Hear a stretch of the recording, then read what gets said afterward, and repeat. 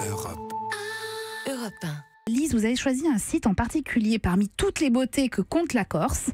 On va du côté de Bonifacio ce matin, c'est ça ? Oui, direction Bonifacio et ses fortifications, notamment le gouvernail qui se situe à l'extrême pointe de la presqu'île. C'est un long tunnel de 168 marches creusé dans la falaise qui débouche sur une salle souterraine juste à 10 mètres au-dessus de la mer. Construit en 1880 par le génie militaire français, le gouvernail était un site de surveillance de l'entrée du port et du détroit de Bonifacio. Nous sommes en ligne avec Michel Tercé, ancien lieutenant-colonel de l'armée de terre, spécialiste des fortifications. Bonjour Michel. Oui, bonjour. Décrivez-nous un petit peu cet édifice avec cette vue imprenable. Alors, c'est ce qu'on appelle un ensemble photoélectrique qui se composait d'un projecteur de grande puissance, le diamètre de la lentille 1,50 m, portée 4 km quand même. Installé en 1899, le plus près possible du niveau de l'eau, sachant que les canons qui servaient à éclairer sont situés à 65 mètres de hauteur. Donc, pour éclairer correctement, il fallait raser le niveau de l'eau. Et pour ce faire, ils ont arasé le sommet d'un rocher pointu qui était situé à l'extrémité de la presqu'île, comme vous le disiez.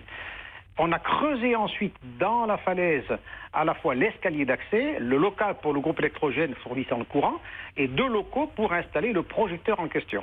Et ça a éclairé jusqu'aux côtes de la Sardaigne. Non, 4 km.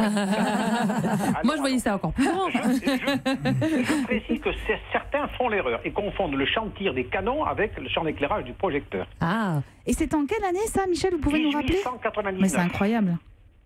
Et ça, c'est une des constructions les plus récentes. Il y a aussi de plus anciennes.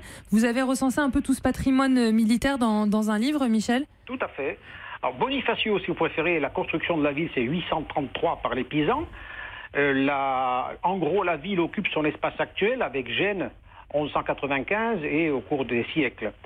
Les Génois, entre autres, ont entouré la ville d'une enceinte qui, au début, était une enceinte de type moyenâgeux, donc des murailles et des tours. En 1553, une armée turque bombarde Bonifacio, 5000 boulets de canon quand même. À l'issue, l'enceinte est presque détruite et du coup, on reconstruit les fortifications deuxième partie du XVIe siècle, selon la mode nouvelle, la mode bastonnée.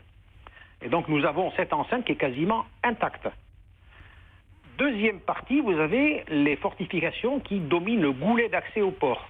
Et là, il y a toute une série de batteries côtières datant des Génois pour les plus anciennes, et remises au goût du jour en fonction de l'évolution de la technique jusqu'au XXe siècle. Les dernières étant les casemates de béton armé que les Français ont construit, ont terminé plutôt en 1902. Et alors celle-ci, par exemple le gouvernail, ça se visite. Est-ce que toutes ces fortifications sont accessibles ? Alors, du moins, les parties majeures, oui. Vous avez la partie essentielle, le gros bastion de l'étendard qui remonte au Génois, qui est tout à fait visitable. Le gouvernail également, maintenant concédé à un particulier qui le maintient en parfait état, je tiens à le signaler. Et on a une vue panoramique. Il faut imaginer que vous avez un écran 16/9 sur la mer. Alors, vous êtes à 10 mètres au-dessus de la mer, ouais.